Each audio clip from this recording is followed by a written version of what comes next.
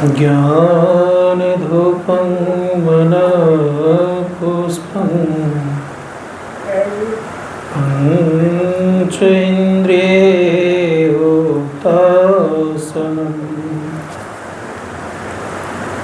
क्षमा जपो समाधिश्च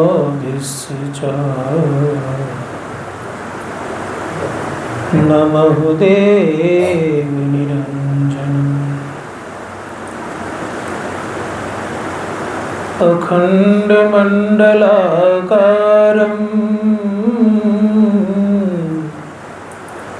व्याप्तं येन चराचरं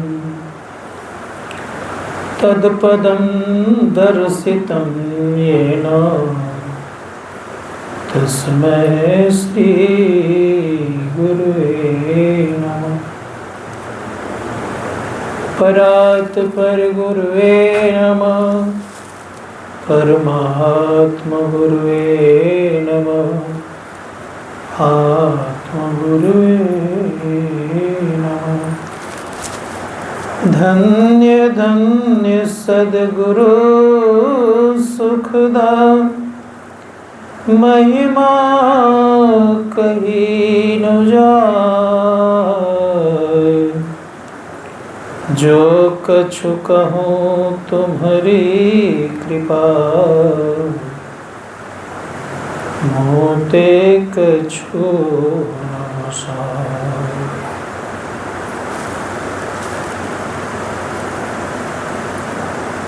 बोलिए प्रेम से श्री सद्गुरु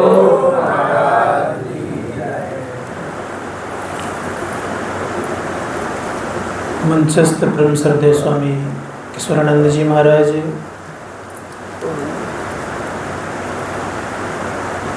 सम्मान्य सुरेंद्र बाबा, परमादरणीय विनोद बाबा, समस्त साधु महात्मागण,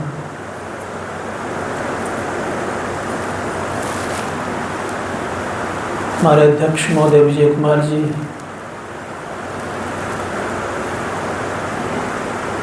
समिति के पदाधिकारीगण, सम्वेद समादरणीय सज्जन, आदरणीय माताओं तथा भक्ति मानव,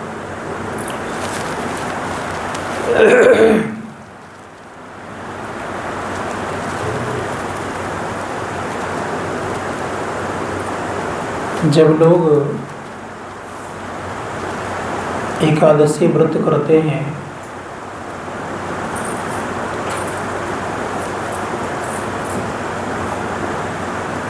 लोग चेष्टा करते हैं कि एक मन करने का,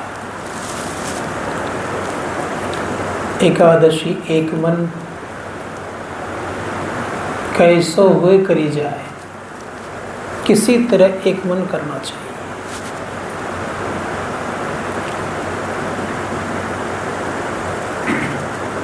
करने का वजह क्या है? संत महात्मा गण कहते हैं कि मन को पवित्र करने के लिए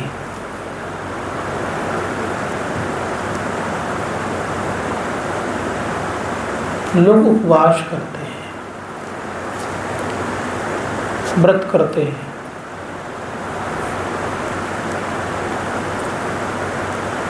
व्रत करने पर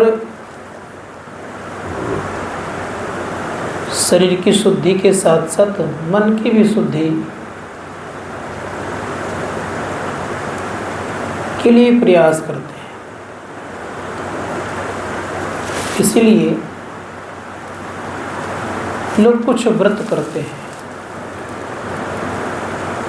कुछ तप भी करते हैं, इस शरीर को शुद्ध करने के लिए तप करते हैं, शरीर में कष्ट देते हैं, मन ठीक ठाक हो जाए। लेकिन शरीर अवश्य ही ये नश्वर है और बना कैसे है? तो परम पूज्य गुरुदेव कहते हैं कार्तिक काया निर्मित माया मूत्र बूंद से है बने।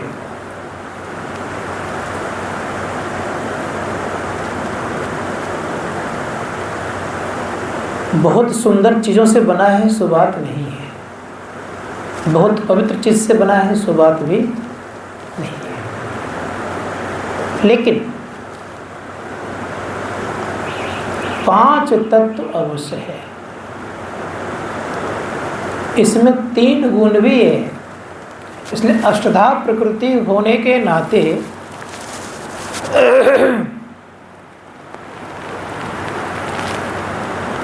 अज्ञानता से भरे पड़े भले ही ये शरीर है, लेकिन इसमें ज्ञान भी है।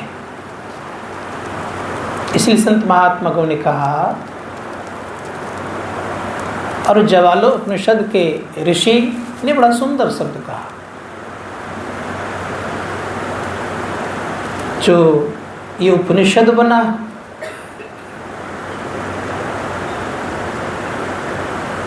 एक जंगल में रहने वाले के द्वारा ये उपनिषद बना है।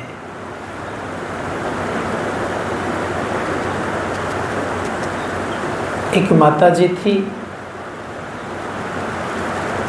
उनको एक बच्चा हो गया, और जो बच्चा हो गया जंगल में ही रहती थी, फल फूल इत्यादि खाती थी, किसी का काम धंधा आसपास में जाके कर देती थी। तो उसके मन में एक बात उठी कि मुझे बच्चों को पढ़ाना है। तो उसमें गौतम ऋषि थे, तो गौतम ऋषि के पास भेज दिया गया। तो गौतम ऋषि के पास जब गए तो वहाँ केवल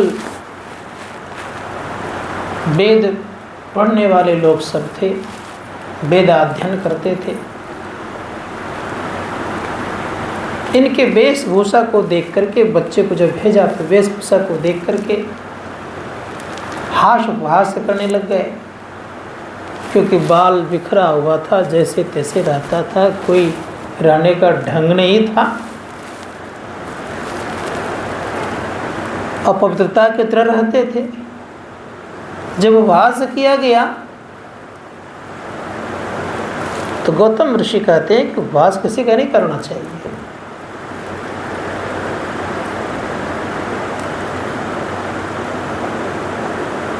पूछा कि वत्स तुम्हारा क्या गोत्र है, क्या नाम है? कहा मेरा नाम जवाल है। तुम्हारा गोत्र क्या है? कहा मुझे पता तो नहीं है, संजोग से माँ लेकर के आई हुई थी। कहा इसके पिता का क्या नाम है? कहा मुझे पता नहीं क्या पिता का नाम है, मेरा नाम जवाली है, मेरे पुत्र का नाम जवाल है।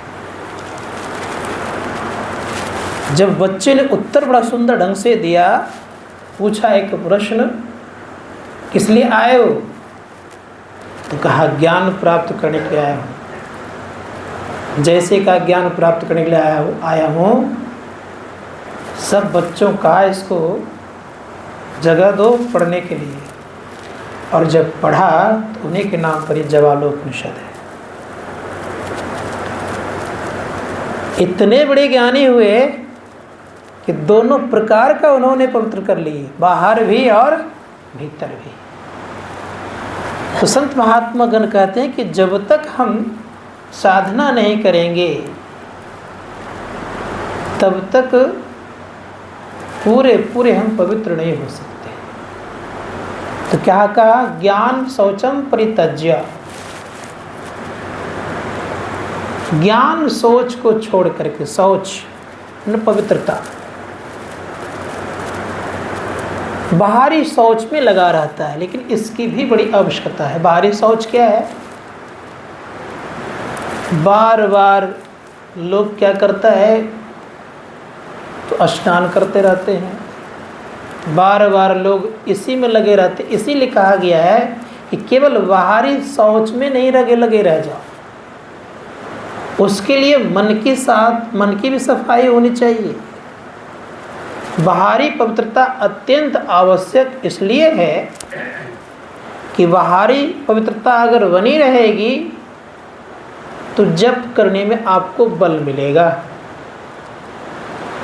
मानस ध्यान आपका स्वतः जप करने के बाद होने लग जाएगा। मन प्रसन्न रहेगा तो ध्यान करने का मन करेगा, और मन खिन्न रहेगा तो ध्यान करने का मन नहीं करेगा। इसीलिए बाहरी पवित्रता की बड़ी आवश्यकता है। बाहर से हम आते हैं, जैसे कभी ट्रेन से चल करके आते हैं, बहुत कुछ खाते पीते लोग हैं, जब आते तो मन लगता है कि बिना नहाए घर प्रवेश ना करें, मन खिन्न हो गया। तो मन को ठीक करने के लिए, मन की खिन्नता को ठीक करने के लिए हम क्या करते हैं? स्नान करते हैं, वस्त्र को उतारते हैं, फिर स्वच्छ वस्त्र पहनते हैं, बड़ा मन प्रफुल्लित होता है। अब मन करता है कि थोड़ा ध्यान कर लें, अब मन को थोड़ा सा अभ्यास कर लें। और जब तक ऐसा, दूसरी बात, बाहरी पवित्रता की आवश्यकता और क्या है? तो प्रत्येक व्यक्तियों के अंदर में कुछ न कुछ जीवाणु हुआ करता है, और ये शरीर जीवाणुओं से बना है। विज्ञान कहता है संपूर्ण शरीर में कोशिका है, और कोशिकाओं के द्वारा ये शरीर का निर्माण है। अब दूसरे कोशिका आपके कोशिका में तालमेल नहीं खाता है। इसी कारण से बाहर में जो हर चीज़ों में वो कोशिका है, कहाँ नहीं है, हवा में भी भरे पड़े हैं। जैन साहित्य को जब मैं पढ़ रहा था तो एक बूंद में दिया था वर्णन कि एक बूंद में असंख्य कीड़े हैं, असंख्य जीवाणु हैं। इसीलिए वे लोग बड़े पवित्रता के साथ खाते हैं, पवित्रता के साथ रहते हैं। यहाँ तक बोलने के क्रम में भी बहुत सारे जीवाणु मर जाता है, बोलने के क्रम में भी, श्वास लेने के क्रम में मरता है। लेकिन हमारे गुरु भाई ने कहा देखो ये सब अनिवार्य हिंसा के अंतर्गत आता है। चलते हैं हम लोग, बहुत सारी चींटियाँ मर जाती है, लेकिन ये सब अनिवार्य हिंसा के दरमियान में आता है। इसीलिए संत महात्मागण कहते हैं तब क्या करना चाहिए? संत महात्मागण कहते हैं कि बाहरी पवित्रता के साथ साथ आंतरिक पवित्रता भी चाहिए। जैसे कभी कभी हम लोग कपड़े स्वच्छ आयरन किए हुए पहन थोड़ा प्रफुल्लित लगता है, वही घुमचाया धोया हुआ है कपड़ा, घुमचाया हुआ है, जैसे तैसे किया हुआ है, पहनने का मन नहीं करेगा, नहीं करता है ना? क्यों? इसलिए दोनों की आवश्यकता है। तो जब बाहरी ठीक ठाक रहेंगे तो गुरु महाराज कहते हैं कि देखो बाहर अगर तुम अपने आप को नहीं संभाल पा रहे हो तो भीतर क्या संभालोगे? भीतर तो एक नहीं है। इसकी तमन्नाएं इतनी है, भीतर की तमन्नाएं, बाहर की तमन्ना तो केवल छोटा मोटा दिखता है, भीतर की तमन्नाएं कितनी है? तो कहा एक दिन लाखों तमन्नाएं, लाखों तमन्नाएं। तो बाहरी जगत में अगर ठीक ठाक रहने की कला नहीं जानते हैं तो भीतर मन को संभालना बड़ा मुश्किल है। लेकिन जब आप अपने को पूर्ण रूप से पवित्र बना लेंगे तो ख्याल करिएगा तब आपका सब कुछ पवित्र हो जाएगा। जैसे आपने सुना होगा नाम भगवान ऋषभ का। भगवान ऋषभ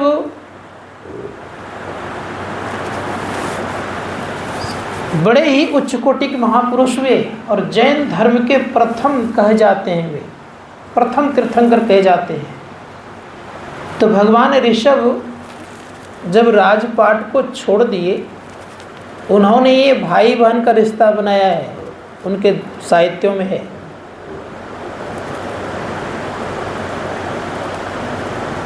बहुत सारी बातें हैं उनके द्वारा। पहले के लोग खेती नहीं करते थे, ऋषभ के द्वारा खेती का निर्माण भी हुआ है। पहले के लोग भोजन पका के नहीं खाते थे, तो ऋषभ जी के द्वारा भोजन पकाने की प्रथा चली।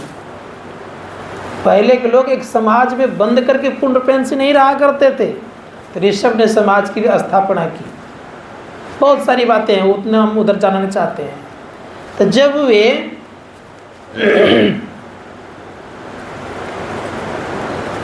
अपने पुत्र को राज्य दे करके कहा कि अब मैं यहाँ रहने वाला नहीं हूँ, मेरी इच्छा है कि मैं जंगल चला जाऊँ, तो उनके साथ 4000 लोग हो गए उस समय। कहा मैं भी आपके साथ चलूँगा। उन 4000 लोगों के साथ जब जंगल गए तो इनके इर्द गिर्द घूमते रहते थे। जंगलों में कुछ खाने का प्रबंध तो था नहीं, तो कुछ लोग वहाँ से चल दिए। जब चल दिए तो भगवान ऋषभ एक पेड़ के सहारे रह करके सब काम करने लग गए। साधना इनकी बढ़ी, इतनी साधना बढ़ी कि लोग फिर भी नहीं भागते थे, आ जाया करते थे। तो परिणाम ये हुआ, जब आ जाया करते परिणाम ये हो गया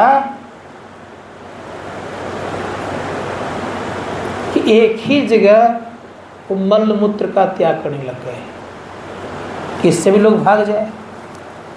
भागवत महापुराण में दिया हुआ है। अब देखिए वो गंदा है ना, लेकिन पवित्र हो गए थे। तो स्थिति ये हो गई कि उनके शौच भी सुगंध बदल गए, इतना दूर बदल गए कि उसके शौच के सुगंध 10 कोस दूर जाता था। इसलिए संत महात्मा गण कहते हैं कि जब भीतर से आप पूर्ण पवित्र हो जाएंगे तो आपके एक एक चीज पवित्र हो जाएगा। और बाहरी पवित्रता प्रेरणा दिया करता है, इसलिए दोनों की आवश्यकता तत्काल है। अर्थात जब हम उस अहोदे पर नहीं पहुँचे हैं तो बाहरी पवित्रता भी चाहिए।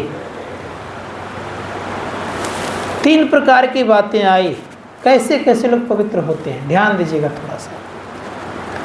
हम जप करते हैं तो मन सिमटता है, और सिमटे हुए निगाह से किसी को अगर देखते हैं तो आप में एक शक्ति, आपकी शक्ति बाहर जाती है और बाहर की शक्ति से आप उसको आकर्षित करते हैं।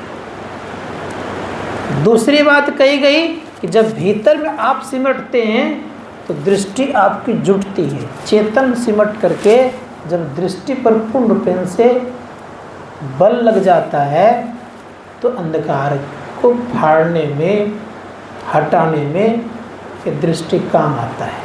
इसीलिए सिमटाव की जरूरत है। जितना जो अधिक सिमटता है उतना ही धीरे धीरे वो अंदर से पवित्र होने लगता है। इसको ख्याल रखिएगा, जितना लोग सिमटेगा उतना ही। इसलिए सिमटाव की बड़ी आवश्यकता है। कि कैसे सिमटेगा, तो हमारे गुरु महाराज की वाणी को सुनाया गया कि बाहर में सिमटाव नहीं होता और बाहर में पूरा पवित्रता भी नहीं है। इसको याद रखिएगा।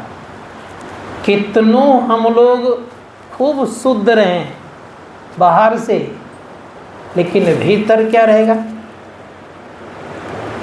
भीतर शुद्ध रहेगा। मन अगर आपका चंगा नहीं है तो कठौती में गंगा नहीं है। बड़ा सुंदर शब्द रहीदास जी माँ ने कहा है, मन चंगा तो कहाँ पर गंगा? कठौती में गंगा। ये मन को चंगा कैसे किया जाएगा? यद्यपि हम आप जानते कि रहीदास जी महाराज चमड़े का काम करते थे, जूते गांठते थे, जूते बनाते थे, और जिस में चमड़े फुलाते थे उसी में गंगा को प्रकट कर दिए। कैसे कर दिए? संजोग से स्नान करने के लिए विप्रगण सब जा रहे थे। तो कहा कहाँ जा रहे हैं? कहा स्नान करने। कहा कि चारना पैसा जो है ना मेरे तरफ से गंगा माँ को दे दीजिएगा। ले लिया उन लोगों ने, और जब ले लिया तो स्नान करके वो लोग देने के लिए भूल गए, तो आंधी तूफान भयंकर आ गया। लगता कोई न कोई बात है। वो 4 आना पैसा जो ही गंगा माँ को दिया, का लीजिए ये रैदास जी का दिया हुआ है। तो हाथ में उन्होंने ली और उसके बदले में एक कंगना दिया गया। कंगना बड़ा सुंदर था और इतना सुंदर कंगना था, उसका जोड़ी लगाने के लिए कहीं कोई नहीं बना पाए। तो सोचा इतना सुंदर कंगना क्या करेंगे। विप्रगण थोड़े से कमज़ोर थे पैसे से, तो सोचा कि इसको बेच करके और राजा को दें तो कुछ इनाम मिल जाएगा मुझे। तो जाके राजा को दिया गया। अब राजा को दिया गया तो राजा अपने रानी से कहते ही कंगना लो। कंगना देख करके बड़े ही खुश हुए। रानी इतनी खुश तो हो ही गई, लेकिन परिणाम ये हुआ कि एक कंगना क्या करेंगे, एक तो और होता तब तो स्वाभाविक बात है। एक कहावत बड़ी अच्छी है, एक हाथ में कंगना और आपका नाम क्या मंगना है, ऐसे लोग कहा करते हैं। तो परिणाम ये हुआ कि का एक कंगना क्या करेंगे हम, का एक कंगना। और तब तो जितने उस जमाने में उस जगह बनारस में स्वर्णकार थे जो कि अच्छे अच्छे कलाकारी करते थे, उन सबों को दिखाया गया। कोई नहीं बना पाए। और जब कोई नहीं बना पाए तो परिणाम ये हुआ, जिन्होंने दिया तो उनको बुलाया, कहीं कंगना कहाँ से लाया बताओ। तो उनको कहा गया, कहा महाराज ये कंगना वास्तव में मेरा नहीं। कहा तब, कहा ये तो रैदास जी का कंगना है, लेकिन हम लोगों को गंगा माँ के द्वारा मिला था उनको देने के लिए, तो मैंने आपको दे दिया। रैदास जी महाराज के पास पहुँचते हैं, कहा ये कंगना आपका, कहा मेरा नहीं है, उनको देता तब तो पता चलता। कहा नहीं। तब वो विप्र कहते हैं कि आप ही को दिया था, मैंने राजा को दे दिया, इसका जोड़ी आप लगा दीजिए। रैदास जी महाराज कहते ठीक है, हम जोड़ी कैसे लगा देंगे, हमारे खुद बनाने आता नहीं है। कहा नहीं नहीं, आप इस लगे, दूसरा कोई लगाएगा नहीं। जब का दूसरा कोई नहीं लगाएगा, तब उन्होंने आँख बंद किया, माँ गंगा का आवाहन किया, तो कठोता में निकल गई गंगा। कहा कि रैदास क्यों आवाहन किया तुमने। कहा माँ ये कंगना की जोड़ी। तो फिर कंगना दूसरा ला के दिया गया। इसीलिए संत महात्मा गण कहते हैं कि मन चंगा, रैदास जी महाराज कह रहे हैं मन चंगा तो कठौती में गंगा। चंगा मतलब पवित्र, याद रखिएगा, पवित्र मन हो जाएगा तो क्या होगा। तो संत कबीर साहब कहते हैं कि जिनके मन निर्मल हो जाते हैं तो उनके पीछे भगवान चलने लगते हो, किसी तरह क्यों न रहे, किसी भी वेशभूषा में क्यों न रहे। इसीलिए कहा गया है कि निर्मल परमात्मा को भी भाता है, इसलिए निर्मल जन मोहि पावा, छल छिद्र कपट नहीं भावा। कब मुझे निर्मल व्यक्ति प्राप्त कर सकता है। इसलिए कहा कबीर मन निर्मल भया, जैसे गंगा नीर, पाछे पाछे हरि फिरे, कहत कबीर कबीर। मन निर्मल हो जाएगा तो आपके पीछे पीछे हरि फिरेंगे। मन निर्मल हो जाएगा तो कहीं भी आप बैठे रहेंगे तो दिख जाएंगे आप। इसीलिए संत महात्मा गण कहते हैं बगुला भी उजला ही दिखता है और हंस भी उजला ही देखता है। बगुला की दृष्टि होती है मछली पर और हंस की दृष्टि कहाँ होती है, मछली पर। संत महात्मा गण कहते हैं बगुला नहीं बनिए, क्या बनिए, हंस बनिए। हंस बनने के लिए क्या करना पड़ेगा, तो परम पूज्य गुरुदेव कहते हैं कि हंस बनने के लिए आपको भीतर प्रवेश करना पड़ेगा। भीतर से तात्पर्य तो कहा निज तन में खोज सज्जन, बाहर ना खोजना, अपने ही घट में हरि है, अपने में खोजना। दो नैन नजर जोड़ी के एक नोक बना के, अंतर में देख सुन सुन अंतर में खोजना। अब फिर करें तिल द्वार तक के सीधे, सूरत को खैचला, अनहद धुनों को सुन सुन चढ़ चढ़ के खोजना। दूसरी जगह कहते हैं क्या खोज रहे हैं, तो अनहद धुनों को खोज रहे। एक दिन में और कहा था, फिर कहते हैं बजती है 5 नौबतें, सुन एक एक को, अब प्रति एक पे चढ़ जाके निज नाम खोजना। क्या खोजना भाई? निज नाम मतलब अपना जो परमात्मा उनको खोजना है, निज नाम खोजना। पंचम बजे धुर घर से जहाँ आप विराजे, गुरु की कृपा से मैं ही तहाँ पहुँची खोजना। संत महात्मागण कहते हैं कि गुरु की कृपा से होगा।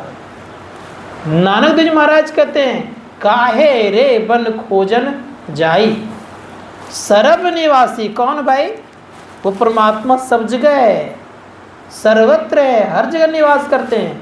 सर्व निवासी सदा अलेपा, तो ही संग समाई, काहे रे बन खोजन जाई। मतलब हम आपके अंदर में समाये हुए हैं, हम आपके साथ में हैं। किस तरह साथ हैं? तो कह रहे पुहुप मध्य जो बास वसुत है, मुकुर माही जैसे छाई, ऐसे ही हरि वसे निरंतर, घट ही खोजो भाई। कह रहे जिस प्रकार से पुष्प में पराग हुआ करता है, पुष्प मध्य जो बास वसत्व है, उस पुष्प में देखिए सुगंध होता है। संतों ने कहा कि सुगंध को हम लोग देख सकते हैं, लेकिन अनुभव करते हैं कि नहीं करते हैं? उसी प्रकार से परमात्मा को देख नहीं सकते, क्या कर सकते हैं? देख सकते हैं, तब अनुभव करते। किससे अनुभव करेंगे? संत महात्मा गण कहते हैं परमात्मा को अनुभव करने वाला अनुभव ज्ञान चाहिए। कौन सा ज्ञान? अनुभव ज्ञान। वो कब मिलता है? ऋषि मुनिगण कहते हैं कि जब साधना करते, निध्यासन करते हैं, निध्यासन करते करते करते निध्यासन की पराकाष्ठा पर जब हम पहुंच जाते तो अनुभव होता है। और अनुभव होने से हम क्या करते हैं? तो अनुमान नहीं करते, अनुभव करते हैं। वास्तविक ज्ञान हो गया। अनु मतलब पीछे, भव मतलब उत्पन्न होना, जो पीछे ज्ञान उत्पन्न। किसको हुआ पीछे ज्ञान भाई? संत महात्मा गण कहते स्वयं को हुआ। इसलिए कहा पुप मध्य जो बास वसुत है, मुकुर माही जैसे छाई। मुकुर कहते हैं ऐना को। ऐना में जिस प्रकार से हम आप देखते हैं अपना प्रतिबिंब, अगर आप ऐना के सामने तो किसका दिखेगा प्रतिबिंब? दूसरे का, स्वयं का दिखेगा। ठीक उसी प्रकार संत महादेव मुकुर माही जैसे छाई, ऐसे ही हरि वसे निरंतर। परमात्मा ऐसे व्याप्त हैं, इसलिए प्रयास करिए उन परमात्मा को जानने के लिए। कहीं बाहर जाना नहीं है, लेकिन कैसे जाएंगे? ये संत महात्मागण कहते हैं कि जानने का उपाय क्या है? तो बड़े सुंदर शब्द कहते हैं कि जानने का उपाय यही है कि हम अंतर साधना करें। अंतर साधना करेंगे तो बड़ा अच्छा होगा। अब थोड़ी सी बात हम लोग ये जानिए कि पवित्र जिंदगी जीने को किसको कहते हैं? पवित्र जीवन क्या है? संत महात्मा गण कहते हैं जिनके मन में किसी प्रकार का विकार नहीं है, याद रखिएगा, उनका जीवन पवित्र है। उनके मन पवित्र हैं, तन पवित्र हैं। ऐसे महापुरुषों का हर अंग अंग पवित्र है। मैंने एक बार परम पूज्य भगीरथ से जिज्ञासा की थी कि जब आप गुरुदेव को उठा करके शौचालय ले जाते थे, सब काम करते थे, तो क्या आपको घृणा भी आती थी? मैंने पूछा था। ये प्रश्न थोड़ा सा टेढ़ा है ना, लेकिन फिर मैंने पूछ लिया था। उन्होंने कहा कि उनके प्रति घृणा का तो कोई बातें नहीं होती थी। मन में भी किसी प्रकार का नहीं लगता था कि मैं कुछ गलत चीज़ साफ कर रहा हूँ, ऐसा नहीं लगता था। तो अब सोचिए कि जब संत होते हैं, आप देख लीजिए, हम ही लोगों का शरीर छूटता, साधारण जन का आते हैं तो क्या करते हैं? स्नान करते हैं नहीं। और उनके शरीर छूटे तो उनको बर्फ़ में रखा गया, तो बर्फ़ का जल लोग ले ले करके घर में रखे।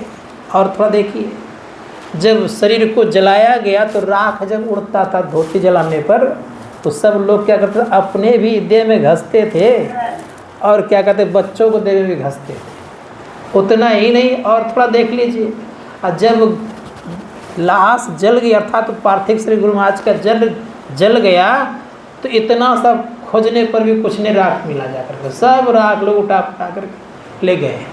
हमारे संत श्री परम जी महाराज को देखा कि लोग बोतल में भर भर के, साई स्वामी महाराज के भी में देखा कि बोतल में भर भर करके। सुबह में गया, जब कहते हमारे संत श्री परम जी महाराज के जहाँ पर चिता लगाई गई थी, वहाँ जब मैं गया, इतना सा राख भी नहीं मिला। यहाँ तक जिस पर जलाया गया तो उसको भी कुछ कुछ लोग खोद खाद करके लेकर के चले गए। ये कैसी स्थिति हो गई? संत कहते हैं कि जब आप अपने को पहचानते तो आपका अंग अंग पवित्र हो जाता है। संत महात्मागण कहते हैं ये है ज्ञान। ज्ञान की प्रकाष्ठा कहाँ चला गया? का ज्ञान आपको अनुभव ज्ञान हो गया, स्वयं का ज्ञान हो गया। अभी तो हम लोगों को बाहरी ज्ञान है, मोटे मोटे ज्ञान है। और ये कैसा ज्ञान है? तो इंद्रियों का ज्ञान है, याद रखिएगा सदैव। और इंद्रियों का ज्ञान कभी भी आपको परम पवित्र नहीं कर सकता, सदैव याद रखिएगा। जब भी आपको परम पवित्र करेगा तो अपना ज्ञान करेगा। इसलिए अपना ज्ञान जिस दिन हो जाएगा उस दिन आपके पीछे पूरी दुनिया हो जाएगी। और जब तक पराये के ज्ञान में रहेंगे, इंद्रियों के ज्ञान में रहेंगे, मानेंगे। जैसे हमारे आदरणीय प्रोफेसर साहब हैं, इनके बहुत सारे विद्यार्थी होंगे, मिलते होंगे तो चरण जरूर छूते होंगे, उसमें कोई संदेह नहीं है। लेकिन वो चीज़ जिस दिन हो जाता है, इनको आत्मज्ञान हो जाता, तो इनके पीछे पूरी दुनिया लग जाती। संत महापुरुष आगे क्या हुआ? गुरु महाराज जहाँ जाते थे, नाम सुने या ना सुने, खाली कान में भनक पड़े गुरु महाराज आए, प्रचार हो या ना हो, पोस्टर लगे या ना लगे, खाली जानते थे गुरु महाराज आ गए तो हजारों की लाखों भीड़ लग जाती थी।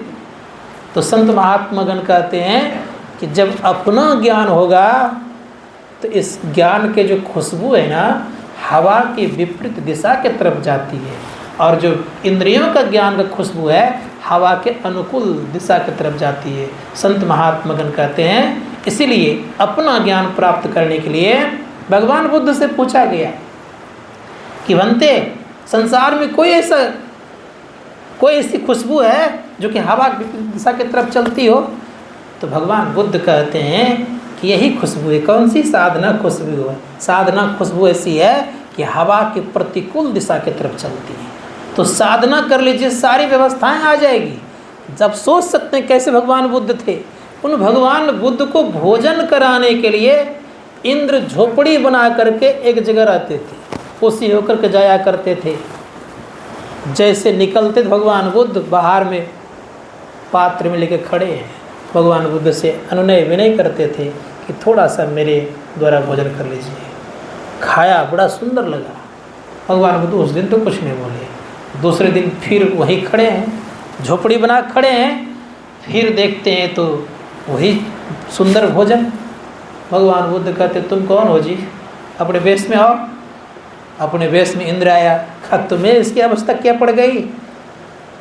इंद्र कहता है कि अगर आप के ऐसे महापुरुषों की अगर मैं सेवा ना करूं तो मेरा इंद्रासन नहीं रह सकता है, वो चली जाएगी। इसलिए सुरक्षित रखने की यही प्रथा है, इसीलिए मैं देने के लिए आया हूँ, सेवा करने आया हूँ।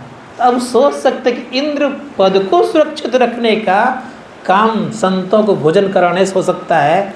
इसीलिए संत महात्मागण कहते हैं ये बड़ी विचित्र बात है। स्वयं का ज्ञान होगा इंद्र भी सेवा करेगा, स्वयं का ज्ञान होगा तो ब्रह्मा विष्णु महेश भी सेवा करेगा, और स्वयं का ज्ञान होगा तो सदैव आपके साथ परमात्मा रक्षा करते रहेंगे। इसलिए ऐसे भी करते ही हैं, लेकिन स्वयं का ज्ञान होने पर स्वयं भी शक्तिशाली हो जाएंगे और ये सारे लग जाएंगे। कौन कौन लग जाएंगे? इसलिए बड़ा सुंदर शब्द कहा गया है, सोई घर खोजो भाई जो घर आवा गमन न हो। उस घर को खोजिए जिस घर में आवागमन होता है। उस घर के क्या क्या स्थिति है तो बड़ा सुंदर कहा गया है। उस घर के जो स्थिति है तो कौन कौन क्या करते हैं तो कहा गया है, उस घर के ब्रह्मा जी बने टहलुआ, शिव जी करे कोतवाली, ये सब उस घर के लोग करते हैं। इसीलिए उस घर के निवासी हम लोग हैं, थे भी, अभी भी हैं, लेकिन थोड़ा सा दूर हट गए हैं। इसलिए प्रयास करिए उसी घर में हम लोग चलना चाहिए। किस घर में? जिस घर में ये सब नहीं रहते। कौन कौन? काल नहीं रहता, वहाँ गम काल की नाई, जहाँ नहीं धूप और छाई। संत महात्मागण कहते उस घर के निवासी हम लोग हैं। और जब उस घर के निवासी है तो कभी कोई याद नहीं आती? याद आती है, इसीलिए सुख खोजते रहते हैं, क्योंकि वहाँ ये सब नहीं होता है। मृत्यु पर क्यों रोते हैं? कारण क्या है? इसलिए रोते हैं कि हमारे घर में मृत्यु नहीं होती है, लेकिन यहाँ मृत्यु होती है, इसलिए रोते हैं। हम लोग बिछोड़ होने से क्यों रोते हैं? इसलिए रोते हैं कि वहाँ कोई बिछो नहीं होता, अलग नहीं होता। वहाँ क्या है? सुख सिंधु ही है, और जहाँ सुख सिंधु है तो दुख आएगा तो रोएगा ही। इसलिए संत महात्मा गण कहते हैं जो व्यक्ति सब दिन बढ़िया बढ़िया चीज़ खाया है और उसको आप एक दिन क्या कहते हैं वो मोटा सा रोटी दे दीजिए और क्या कहते हैं एगो आलू का फक्का दीजिए, देखिए वो खाएगा अच्छा से, उसका मन नहीं करेगा।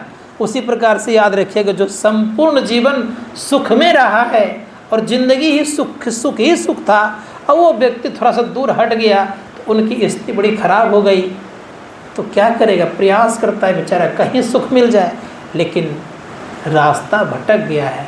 इसलिए उस रास्ते में अगर संत महात्मा ला देते हैं और उस चलते हैं तब क्या होता है, जैसे सुने हैं के हर सुत जंगल से आयो पाल पोस उनके किन से आना, अब पकड़ी के भेद तुरंत समझाए अपन दशा देख मुस्काना। क्या हो गया, के हर सुत मतलब एक बाघ का बच्चा जंगल से उठा पुठा के गडरिया ने ले आया, पास पोसा पाला बड़ा अच्छा किया, भेड़ बकरियों के संग में रहा, उसी तरह का उसका गुण हो गया। तो हम लोग भी इंद्रियों के संग रह करके इंद्रियों से सुख चाहते हैं और इंद्रियों के स्वभाव के बन गए हैं, लेकिन हम हैं कौन, हम तो उसी परमात्मा के संतान हैं। लेकिन संजोग से एक जंगल से बाघ आया और बाघ ने देखा अरे मेरे प्रजाति का है लोग और भेड़ बकरियों के संग भाग रहा है, तो क्या किया, देखा भाग रहा है उसको जाकर जो दौड़ कर उसको पकड़ा, अब पकड़ा तो डरने लगा। हम लोग भी संत महात्मा जब पकड़ता है ना तो डरते हैं हम लोग कभी प्रारंभ में, अरे संत महात्मा पास जाएंगे क्या कहेगा, क्या डांट देगा फटकार देगा, क्या कहेगा, कहना मुश्किल है, ये स्थिति आती है। लेकिन जब उनके बच्चे बन जाते हैं ठीक से तब डर नहीं रहता है। शुरू में हम लोगों को भी महात्मा देख करके एक बार जब गुरु महाराज का दर्शन हुआ तो गुरु महाराज ने बड़े गौर से हमको देखा, हमको ये बूढ़ा बाबा क्यों देखता है, मन में मेरे मन में छोटा में था ही, लेकिन एक गौर से देखा मुझे तो लगा कि कुछ तो है। तो फिर दोबारा उनके प्रति जो मेरी आसक्ति बढ़ती, आकर्षण जो बढ़ते गया तो मन करता तो बराबर अब जाते रहे। लेकिन संजोग ऐसा था कि छोटा था, बड़ा तो था नहीं। तो कहने मेरा अभिप्राय ये था कि शुरू में लगता है तो वही बाघ ने जब उस बच्चे को पकड़ा तो थर थर कांपने लगा, ले गया तालाब के नज़दीक, अपना दिखाया प्रतिबिंब, उसका दिखाया और दहाड़ मारा। जैसे दहाड़ मारा तो परिणाम ये हुआ वो भी दहाड़ मारा। बड़ा इस दशा को देख करके बड़ा आनंदित और मुस्कुराया। संत महात्मा गण कहते हैं कि जब अपने रूप में वहाँ आ जाएंगे, अपना स्वरूप जान जाएंगे, आपको भी बड़ा आनंद आएगा, आप भी बड़े आनंदित और प्रफुल्लित रहेंगे और आपको बड़ी खुशियाँ होगी। संत महात्मा गण कहते हैं इसलिए आपन दशा देख मुस्काना, अपनी दशा को पहचान लीजिएगा तो आनंद ही आनंद है। जब तक नहीं जान रहे हैं, इंद्रियों के ज्ञान में हैं, तब तक तो हम आपकी स्थिति कैसी है, पराये के तरह। किसी ने कह दिया आपकी शिकायत की जा रही है, निंदा कर दी किसी ने, बस चेहरा उतर गया। आपकी बड़ी प्रशंसा की जा रही है, खिल गया चेहरा। संत महात्मा गण कहते हैं हमारे यहाँ अर्थात अपने देश में न निंदा होती है, न प्रशंसा होती है, न अपवित्रता है, न और कुछ है। संत महात्मा गण सदा पवित्र है। इसीलिए संतों ने कहा सोई घर खोजो भाई, जो ये घर आवा गमन न हुई, उसी घर के खोजी हम लोग हैं। इसलिए गुरु महाराज ने कहा बाहर नहीं, निज तन में खोज सज्जन, बाहर न खोजना, अपने ही घट में हरि। उन्होंने हरि शब्द का प्रयोग किया। कबीर साहब ने कह दिया जिस घर को खोजो उस घर में आवागमन नहीं हो। बात लगभग मिलान की है और एक ही बात है। इसलिए संत कबीर साहब ने बड़ा सुंदर शब्द कहा। उन्होंने भी कहा मोको कहाँ ढूंढे बंदे, मोको मतलब कि अपने को कहाँ ढूंढोगे, मुख कहाँ ढूंढे बंदे, मैं तो तेरे पास में, ना मैं देवल ना मैं महजिद, ना कावे कैलाश में, ना तो कोनो क्रियाक्रम में, ना जोग वैराग में, खोजी हो तो तुरंत ही मिलिया पल भर की तलाश में। कहे कबीर सुनो भाई साधु, सब श्वासों पे श्वास, कहीं बाहर थोड़ो है। इसलिए संत महात्मा गण कहते हैं जब बाहर नहीं है तो कोशिश करना चाहिए अपने अंदर में चलना चाहिए। इसलिए कहा कस्तूरी कुंडल बसे मृग ढूंढे बनमाई, ऐसे ही हरी घट में है दुनिया जाने नहीं। मृगा क्या करता है, ढूंढते फिरते रहता है। अगर मृगा को यह ज्ञान हो जाए कि सुगंध मेरे ही नाभि से है तो भटकेगा नहीं ज्ञान रहने के कारण भटकता है। हम लोग भी यही स्थिति है, नहीं ज्ञान रहने के कारण हम लोग भटक रहे हैं। इसलिए आत्मज्ञान प्राप्त करने पर पवित्र होता है लोग, उसके पहले संभव नहीं है। निज ज्ञान की प्राप्ति में, सदैव याद रखिएगा, निज ज्ञान की प्राप्ति में परम पवित्र होते हैं और इंद्रियों के ज्ञान में परम पवित्र होते नहीं हैं। इस संतों ने कहा निज ज्ञान का जिस दिन हो जाएगा बोध, उसी दिन आप पूरा पवित्र, आप परमात्मा की तरफ पवित्र हो जाएंगे और परमात्मा की तरफ आप सब जगह व्याप्त भी हो जाएंगे। अर्थात जिस तरह परमात्मा गंदे में भी है और पवित्र में भी है, चेतन में भी है और जड़ में भी है, उस तरह आपकी स्थिति हो जाएगी। कब? जब आप शरीर छोड़ देंगे तो ब्रह्म मिलकर के ब्रह्म ही हो जाएंगे। इसलिए संत महात्मागण कहते हैं जानत तुम ही हो जाई। तो हम लोग को ये पवित्रता की बड़ी आवश्यकता है। तो आज विशेष ना कहते इतना ही कहूँगा कि आत्मज्ञान की बात कही गई है, इसलिए आत्मज्ञान की तरफ हम लोग को चलना चाहिए, तभी परम ज्ञान होगा। बोलिए प्रेम से श्री कृष्ण।